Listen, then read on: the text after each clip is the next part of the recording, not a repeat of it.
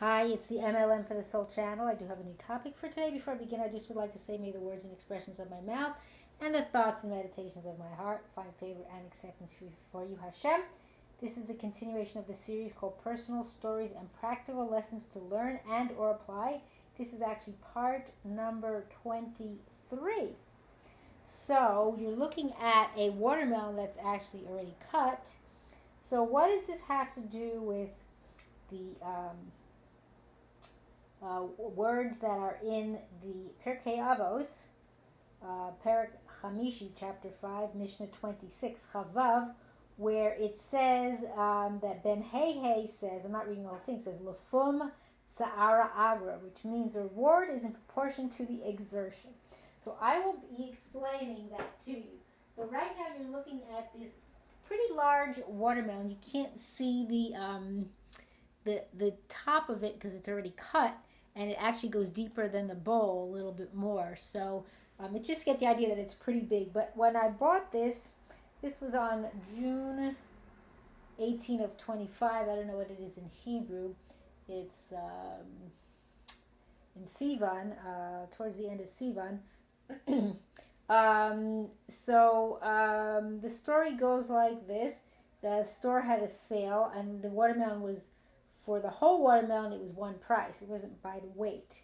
But I tell you that for a reason. So I wanted to get a watermelon, and also at first I couldn't find it, and then I was told it was outside where the eating area, so I had to go get it and find one. And it says these are mini watermelons. Now, I don't know if that looks mini to you. That looks pretty big, but these are the mini watermelons, and I call them a mini monster because when I actually went to the cashier. I usually do the self-checkout, but I went to the cashier because I was short on time, and I'll go into that in a minute.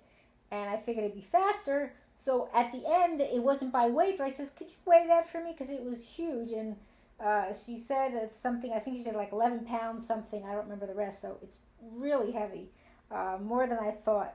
So what happened was the reason why I went in line was I was trying to get back on the bus and I only had a 2-hour window from the time that I got on, because what it is every time you get on the bus, they give you a 2-hour window on the card. And I mean, of course I could go and continue and pay more, but I try to avoid that if I can. Not that I can't do it, but it's an option. But I realized that I had a very short time, and I thought by going to the cashier I would help with the time because she was much faster. Because what happens, I went to another store previously, and then because I saw the time on the phone, and what happened was I had to put the watermelon. I thought I had a bag on wheels that's strong, but I didn't bring it with me. I didn't think it would be such a big watermelon, and I had a backpack that has wheels, but it's not strong. I actually wore the backpack on my back instead of having it on the ground, because it's not as strong as the other one. The other one's not a backpack; it's actually a bag on wheels with a bag in it.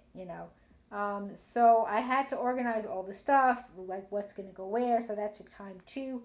And then as I was walking to get to the bus stop, I looked at my phone again, and then I looked at the bus schedule. It says, I'm not going to make it in that 2-hour window. The time already passed.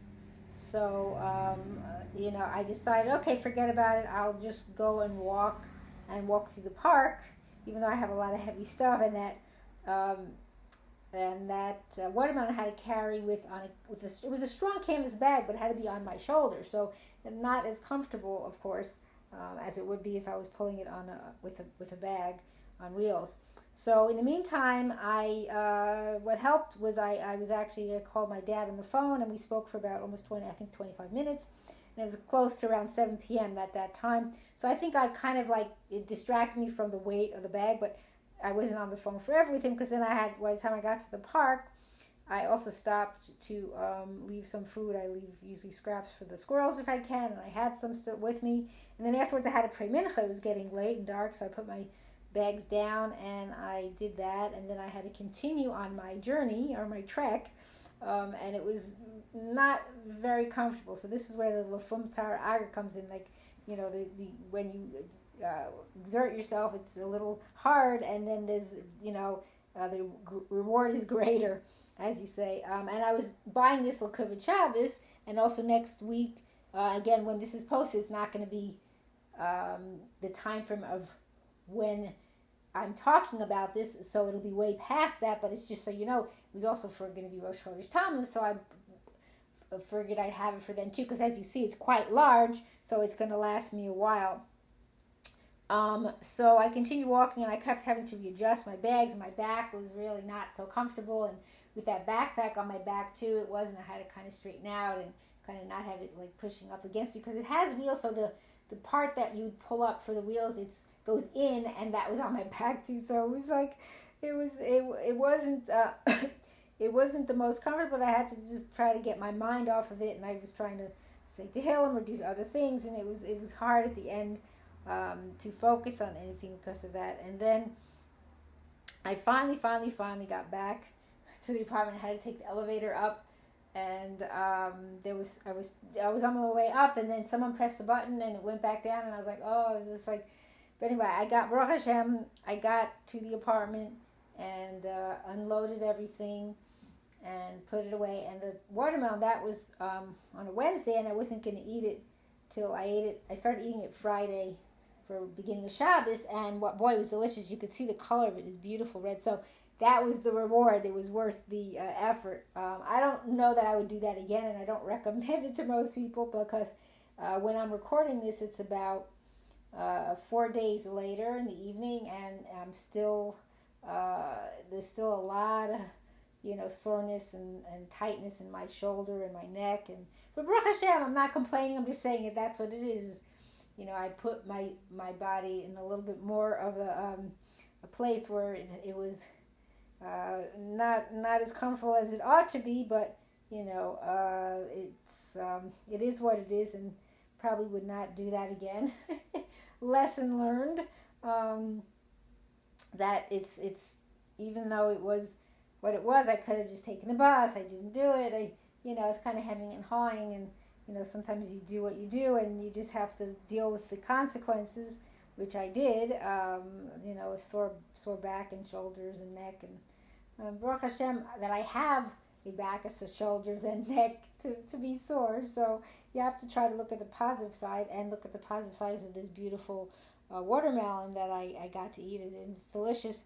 And boy, amazing carrying that on your shoulder. So imagine like a woman who's pregnant and has an 11-pound baby. So I can kind of imagine in my head like carrying that's in front. Mine was on the shoulder. So imagine having that weight. It's because even if a baby's not 11 pounds, let's say it's close to it, but then you have other stuff the body has to expand so that it has be able to feed the baby. So there's other stuff there too that's not just the baby weight. So that's just a comparison to just say, wow, like if people just don't realize like how that is for the body, how difficult it can be. So I just wanted to share this story. I thought it was interesting. And if you have any interesting stories you'd like to share, please do leave them below, or any comments that you have would be great. And I just want to say at the end, I hope and pray that we'll all merit to live and see the coming of Mashiach speedily in our days, and rebuilding our final and everlasting base Hamegish. Amen. And thanks for watching.